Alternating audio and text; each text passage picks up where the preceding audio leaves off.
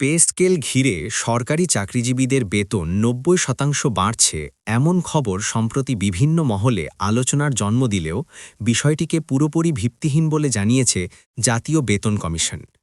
কমিশনের পক্ষ থেকে স্পষ্ট করা হয়েছে, নবম পে স্কেলে বেতন বৃদ্ধির হার বা গ্রেড সংখ্যা নিয়ে এখনও কোনো চূড়ান্ত সিদ্ধান্ত হয়নি। মঙ্গলবার রাতে কমিশনের একটি দায়িত্বশীল সূত্র জানায়, বেতন কত শতাংশ বাড়বে, মোট কয়টি গ্রেড থাকবে, কিংবা সর্বোচ্চ ও সর্বনিম্ন বেতনের সীমা কত হবে, এসব গুরুত্বপূর্ণ বিষয়ে সদস্যদের মধ্যে এখনও ঐক্যমত্য হয়নি। এ কারণেই এখনও সরকারের কাছে সুপারিশ জমা দেওয়া সম্ভব হয়নি। নাম প্রকাশে অনিচ্ছুক কমিশনের এক সদস্য জানান, বেতন বৃদ্ধির হার, গ্রেড কাঠামো এবং বেতন বৈষম্য কমানোর কৌশল নিয়ে সদস্যদের মধ্যে মতপার্থক্য রয়েছে। ফলে ৯০% বেতন বৃদ্ধি বা ১৬ গ্রেড চালুর যে তথ্য সামাজিক যোগাযোগ মাধ্যমে ছড়িয়েছে তা বাস্তবতার সঙ্গে মিল নেই। এদিকে নবম পে স্কেল সংক্রান্ত পূর্ণ কমিশনের স্থগিত সভার নতুন তারিখ নির্ধারণ করা হয়েছে।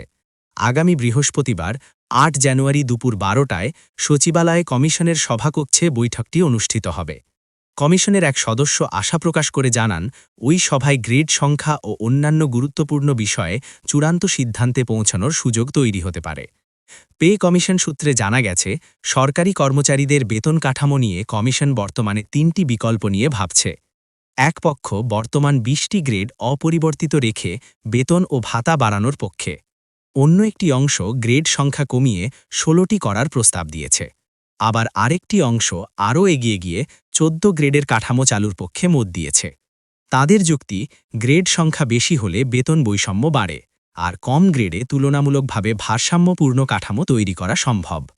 এছাড়া নবম পে স্কেল নিয়ে বিভিন্ন সংস্থা ও সংগঠন থেকে পাওয়া মতামত ইতোমধ্যে কমিশন বিশ্লেষণ করেছে। প্রতিবেদন তৈরির কাজ প্রায় শেষ পর্যায়ে থাকলেও সদস্যদের মধ্যে ঐক্যমত্য না হওয়ায় চূড়ান্ত সুপারিশ এখনও প্রস্তুত করা যায়নি। কমিশনের পক্ষ থেকে জানানো হয়েছে, বাস্তবতা ও গ্রহণযোগ্যতার দিক বিবেচনা করেই নবম পে স্কেল প্রণয়ন করা হবে। প্রয়োজনীয় বিষয় সমঝোতা হলে দ্রুত সরকারের কাছে চূড়ান্ত সুপারিশ জমা দেওয়া হবে।